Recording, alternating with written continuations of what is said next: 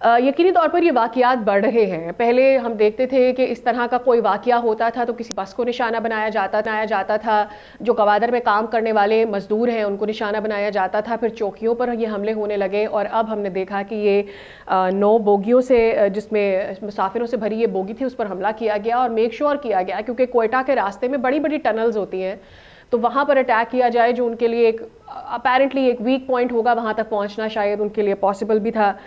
लेकिन जानना चाहते हैं कि इस वाक़ये के साथ हम इस वक्त दहशतगर्दी के इस वाक़ये के साथ और तमाम तर कार्रवाइयाँ जो पाक फ़ौज और दीगर इदारे कर रहे हैं इन तंजीमों के ख़िलाफ़, हम कहाँ पर खड़े हुए हैं with our defence in Pakistan? जी, बिस्मिल्लाहिर्रहमानिर्रहीम, thank you very much for the invite. सबसे पहले तो इट्स अ ह्यूजली कंडेमेबल वाक़या है, जितनी भी इसकी मजम्मत की जाए कम है। लेकिन अब फिर मेरे ख्याल में अब वक्त आ गया कि पाकिस्तान की आवाम और पाकिस्तान के लोग ये जानना चाहते हैं कि हम इन मजम्मतों से आगे कैसे बढ़ेंगे, इससे आगे भी जाएगी बात या कहाँ पे ये आज आपने जैसे सवाल किया कि वॉर खड़ी है। आपने अपने इंट्रो में मेरे ख्याल में पूरा अता कर दिया है कि जो सिचुएशन है, देखिए पाकिस्तान, इसमें कोई शक नहीं है कि इस वक्त प्रॉक्सी वॉर का और स्टेट स्पॉन्सर्ड टेररिज्म का विक्टिम है, जो इंडिया की तरफ से आ रहा है हमारे ऊपर, अफगानिस्तान की सरजमीन को यूज कर रहा है। और अफगानिस्तान की अबूरी हुकूमत, जितनी भी एनिमिकल फोर्सेज हैं, ग्रुप्स हैं, खासतौर पे फित्ता खवारिज, TTP और फिर बलोचिस्तान में BLA, BLF, मजीद ब्रिगेड, ये इन सारी एंटिटीज को एक अम्ब्रेला के नीचे यूनाइटेड करने में उन्होंने एक रोल अदा कर रहे हैं। तो इनकी लीडरशिप के ताने बाने अफगानिस्तान से मिलते हैं। वहाँ पे मीडियम अपर लेवल की जो लीडरशिप है वो अफगानिस्तान में मौजूद है, फुट सोल्जर्स को उन्होंने भेजा है। तो ये बाकी इसमें कोई शक नहीं है कि आज से पहले दुनिया में मेरे ख्याल में 7 या 8 ही ऐसे वाकयात हुए जिसमें ट्रेन हाईजैक का इंसिडेंट हुआ, और ये वाला हाईजैक के साथ साथ एक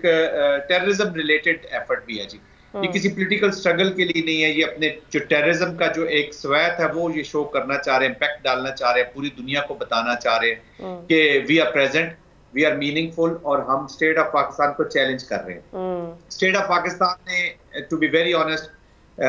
थोड़ी सी मैं तो उसको नाइव अप्रोच ही कहूंगा, बट हाउएवर पीस को मुकम्मल जितना चांस पाकिस्तान ने पीस को दिया है, पाकिस्तान की सिक्योरिटी फोर्सेज ने, आर्म फोर्सेज ने, पाकिस्तान की हुकूमतों ने, पाकिस्तान की अवाम ने जितना अमन को इतनी सेक्रीफाइस करने के बाद, इतनी कुर्बानी करने, we have suffered the most, we have sacrificed the most, उसके बावजूद हमने जितना अमन को चांस दिया है, शायद ही दुनिया में कोई ऐसी कौम हो या कोई ऐसी खित्ता हो, सरजमीन हो, जिसने अपना नुकसान करवाया। 80,000 से ज्यादा लोगों की जाने गई हैं, $1.5 अरब से ज्यादा का इकोनॉमिक लॉस है, 27,000 से ज्यादा हमारे सिक्योरिटी पर्सनलों की शहादत है, और पता नहीं कितने लोग जख्मी हैं, और हर बच्चे ने पाकिस्तान की अब जंग को देख लिया है इस अफगानिस्तान खातिर। बट एनीवेज उसकी रिकग्निशन, रियलाइजेशन, ये देखें इस पूरे इंसिडेंट के पीछे एक मुल्क खड़ा है, एक स्ट्रेटजी खड़ी है, एक प्लान खड़ा है। मैं इंडिया की बात कर रहा हूँ। The moment this incident started, उन्होंने इसके ऊपर लाइव कमेंट्री करनी शुरू कर दी, सोशल मीडिया को उन्होंने फीड करना शुरू कर दिया, और जैसे आपको याद होगा एक जो फेक न्यूज का इनका स्कैंडल हुआ था इंडिया का इन्फो लैब वाला, उसमें भी इसी तरह फेक न्यूज बनाई जाती थी, ANI उसको उठाता था उस न्यूज को, और पूरी दुनिया में फैल जाती थी। इस इवेंट के पीछे भी पूरी हमने कैंपेन देखी है। इससे पहले भी आपको याद होगा कुछ अर्सा पहले बलूचिस्तान में 6-7 जगहों पर एम्बुशेस किए गए थे, वो भी जब इंसिडेंट हो रहे थे तो उसकी भी लाइव कमेंट्री ऐसे जैसे लम्हा बलम्हा वहां से इनको लाइव अपडेट जा रही थी। तो इसका मतलब है कि ये प्लान मनूवर्स थे, वेरी वेल कोरियोग्राफ, और पाकिस्तान के ऊपर इसकी एप्लीकेशन की गई है। तो एक होलसम,